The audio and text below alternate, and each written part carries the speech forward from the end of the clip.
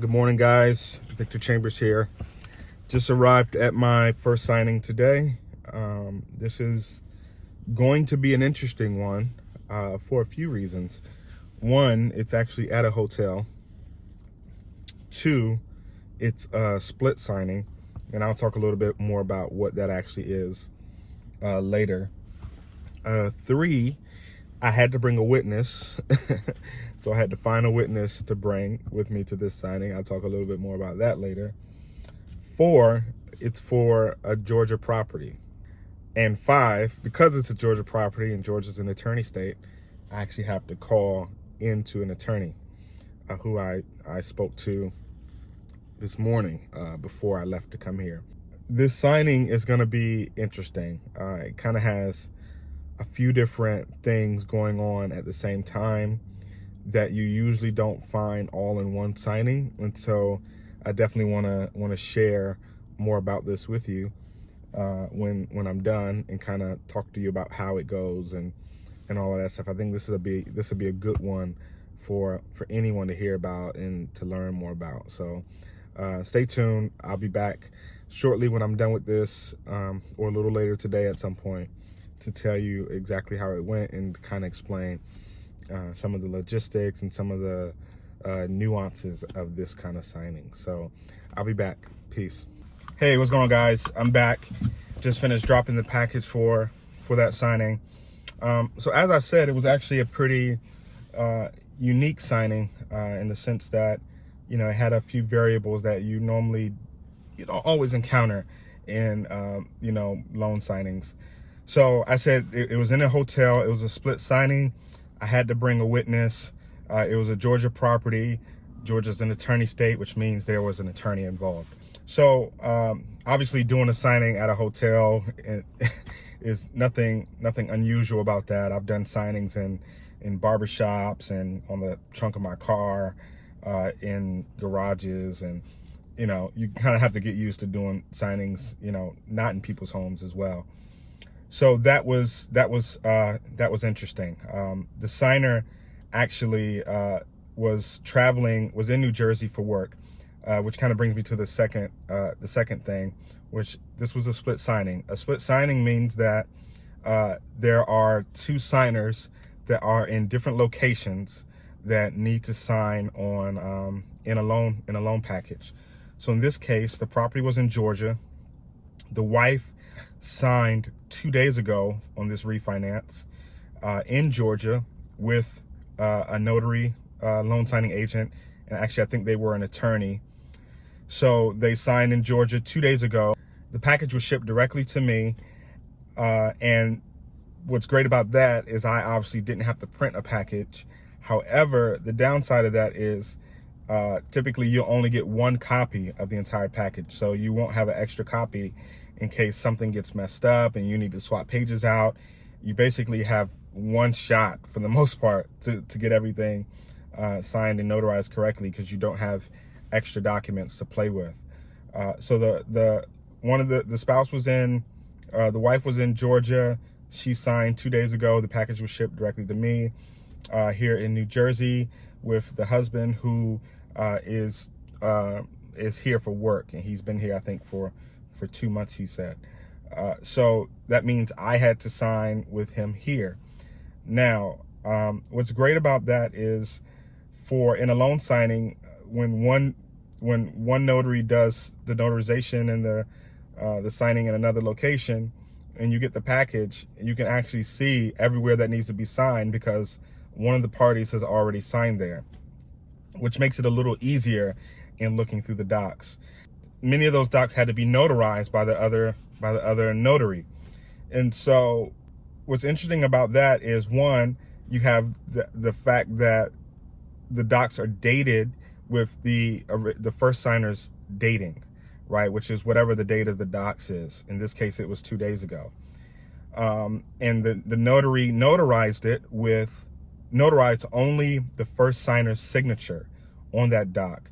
So we can't put two stamps on one doc for two signatures. And so the instructions in the package were for the first notary not to cross out any names. So typically you wouldn't notarize a signature that you can't notarize a signature that's not present.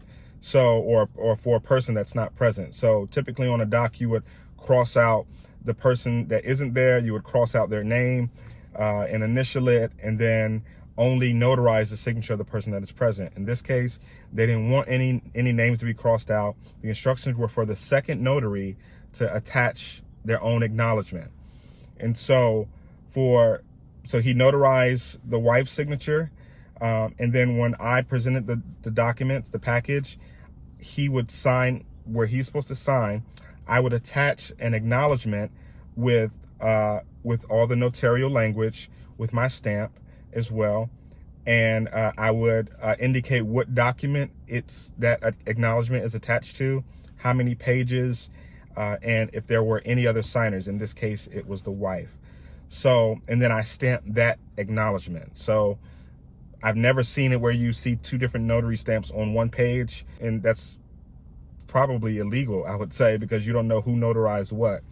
And so he signed on his page, and then I stamped on the acknowledgement, the acknowledgement that I attached, which has his name on it, that I wrote in, and I had to fill these out. So when I got the package, I saw that I would have to attach acknowledgements. So I made a copy of made 10 copies of a all-purpose acknowledgement I have. I tucked them in the package where I knew they would have to go. That way they were there when I got to the signing. And I would fill them out at the signing, put his name in there, sign it, stamp it. You guys know how that goes, I think. So then on top of that, I had to bring a witness. So in one of our Facebook groups, in the New Jersey Notary Loan Signing Agent or Loan Signing System group, which if you're in New Jersey and you're getting started or looking to get started, join. I'll put the link down below. Join the New Jersey Loan Signing Agent group, which is specifically adminned by people that have gone through Mark Will's course, and they're seasoned notaries, seasoned loan signing agents. It's a good group to get in to see the traffic and kind of be able to ask questions and things like that. So get into that group. I found this witness in that group. She's actually an agent as well and is getting started as a loan signing agent. It was great for us and a win-win situation for everybody because she got a chance to actually see a full signing done. She was the witness I needed to be there. And, it was just an all-around win-win situation for everybody. So there were a couple of docs that I had to have a witness sign, and she signed on the acknowledgements for those specific docs. One was the security deed or the mortgage, and then the other one was the waiver of borrower's rights. That document, I believe, is specific to Georgia. Georgia is a non-judicial state, if I'm not mistaken. Any of you Georgia notaries or Georgia attorneys out there, I think Leah, I think you're in Georgia. If you're watching this, correct me down in the comments below. But that is a Georgia-specific doc because Georgia is not a judicial state. And so that's where the attorney piece came in. So along with the signing, I was provided with information for the attorney that I would have to call when we sat down at the signing. So I called that attorney. Actually, we were texting on my way to the signing or before I got to the signing, and she said, "Hey, just wanted to make sure you knew to call me." And I said, "Yep, I'll call you when I get there." We sat down, I called her, and in situations where attorneys are involved in loan signings, I typically, and because I'm an agent and I see this all the time with attorneys, I defer to how the attorney wants the signing to go. Because they are representing somebody in the case, in the signing. So I defer to the attorney in terms of how she wanted the signing to be done, whether she wanted to walk through all the docs. And she said, "No, I'll explain the stuff I need to explain legally, which is the waiver of borrower's rights." And I think there was the foreclosure notice or something else like that. So she explained all of that, and she kind of hung around on the phone to, and was available for any questions. But then she deferred back to me to actually walk them through the docs and have them sign. And me and her, kept communication open regarding, when we finished and all of that stuff. So that was kind of the other thing that was interesting. So a lot going on with that signing, but it really was rewarding in the sense that I got to learn some new things. This is not the first split signing I've done. I've done one before, but it's important for you to, if you're doing a split signing, for you to pay extra attention to certain things. Of course, if you're in one state, you have to follow the notarial laws of your state. But if a package is for a property that's in another state, that state might have certain requirements, like witness requirements, certain documents. There might be an attorney involved. There may be certain ink requirements. Certain states you can't have blue ink, you have to have black ink. So all of those things, and at the very beginning of the signing, when I sat down on the phone with the attorney, I kind of, confirmed and verified. First half of the signing was done in black ink, so we did the signing in black ink. I know blue is normal, but I deferred to the ink that was already being used, which was black ink.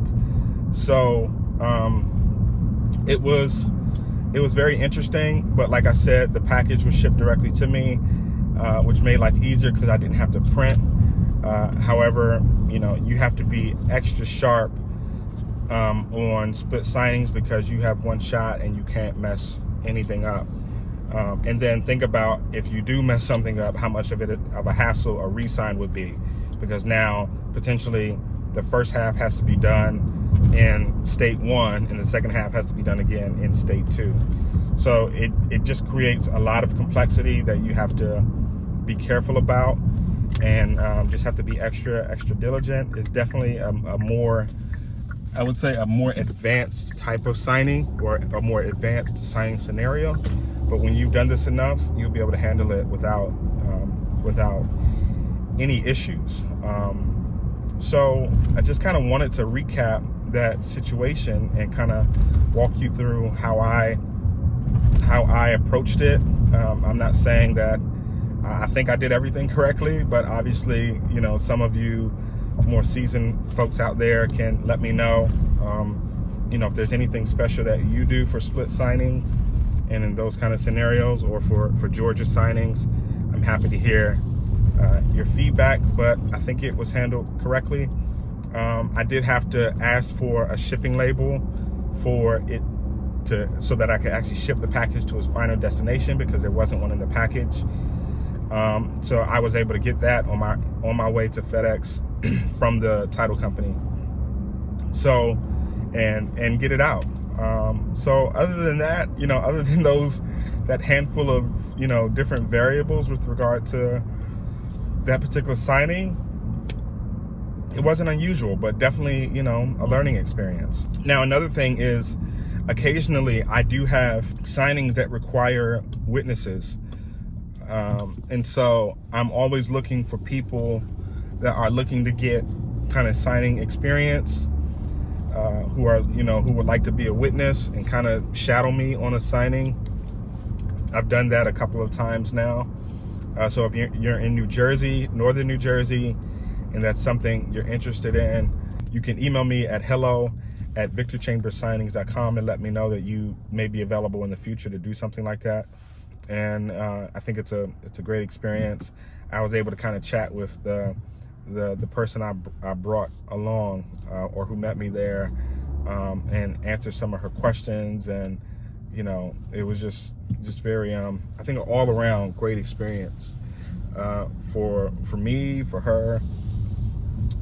But yeah, I hope you guys found this interesting. This is not something I see talked about a lot at all. So just wanted to make this video and share that little story with you guys. Day in the life of a notary loan signing agent. That was my first signing today. I have another signing later this afternoon, and just 2 today. That's all I'm gonna do. I have other real estate business stuff to tend to. If you don't see me a little later in this video, peace.